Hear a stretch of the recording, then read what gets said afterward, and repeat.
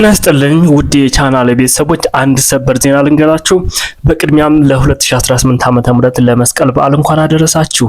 ኤርትራ እደራደራለሁ አለች። በአፍሪካ ቀንድ በቀይ ባህር በናይል ተፋሰስ ዙሪያ ትርጉም ያለው ውይይት ለማድረግ ዝግጁ ነኝ ስትል ኤርትራ አስታወቀች። በአሜሪካ የስቴት ዲፓርትመንት መስሪያ ቤት የፕሬዝዳንት ዶናልድ ትራምፕ ከፍተኛ አማካሪ የሆኑት ማሳድ ቡሎስ አሜሪካ ኒውዮርክ በተባበሩት መንግስታት ዩኤን ጉባኤ ላይ የሚገኙ ሲሆን ከተለያዩ ሀገራት ተወካዮች ጋር እየመከሩ ነው። ትላንትና ከኤርትራው የውጭ ጉዳይ ሚኒስቴር ኦስማን ሳሊህ ጋር ውይይት አድርገዋል። ከትላንቱ ውይይት አንዱ ኢትዮጵያ ወደ አደባባይ ይዛው የወጣችውና ዓለም አቀፍ አጀንዳ ያደረገችው የቀይ ባህር ጉዳይ ይገኝበታል።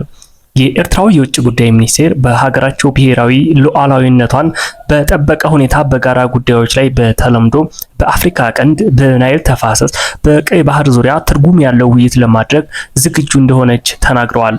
ኤርትራ ለቀጠናዊ ሰላምና ዘላቂ ልማት ቁርጠኛ መሆኗን የገለጹት ሳሌህ ከአሜሪካ ጋር ትብብር ለማድረግ የተፈጠረውን እድል ሀገራቸው በደስታ እንደምትቀበል አመላክተዋል።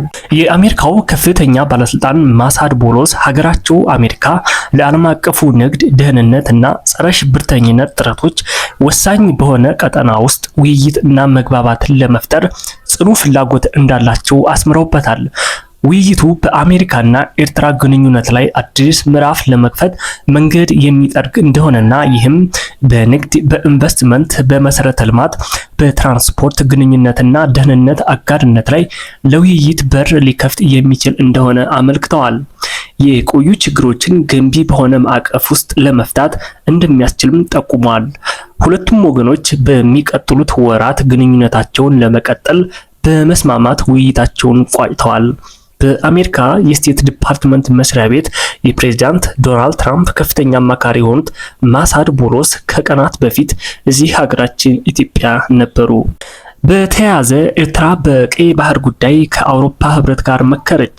በባህር በር ጉዳይ ከኢትዮጵያ ጋር ውዝግብ ውስጥ ያለችው ኤርትራ ዲፕሎማሲያዊ ሩጫ ላይ ናት። የኤርትራው መሪ ኢሳያስ አፈወርቂ ለዓመታት ሲዘልፏቸው የነበሩትን አሜሪካን እና የአውሮፓ ሀገራትን ወዳጅ ለማድረግ እንቅስቃሴ ጀምረዋል። ከሰሞኑ የኤርትራ የውጭ ጉዳይ ሚኒስቴር ኦስማን ሳሊህ ከአሜሪካ ባለስልጣናት ጋር የመከሩ ሲሆን ዛሬ ደግሞ ከአውሮፓ ህብረት ተወካይ ጋር መክረዋል። ኦስማን ሳሊህ ከአውሮፓ ህብረት የአፍሪካ ቀንድ ልዩ መልእክተኛ ጋር በቀይ ባህር እንዲሁም በቀጠናዊ ጉዳዮች ላይ እንደመከሩ ተሰምቷል።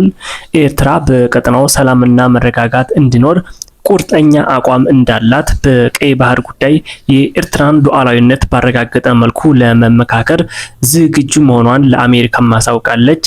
አንዳንድ ሚዲያዎች ኤርትራ በቀይ ባህር ጉዳይ ከኢትዮጵያ ጋር ለመደራደር ዝግጁ ሆናለች ተብሎ የተዘገበው ከአውድ ውጭ ነውም ተብሏል።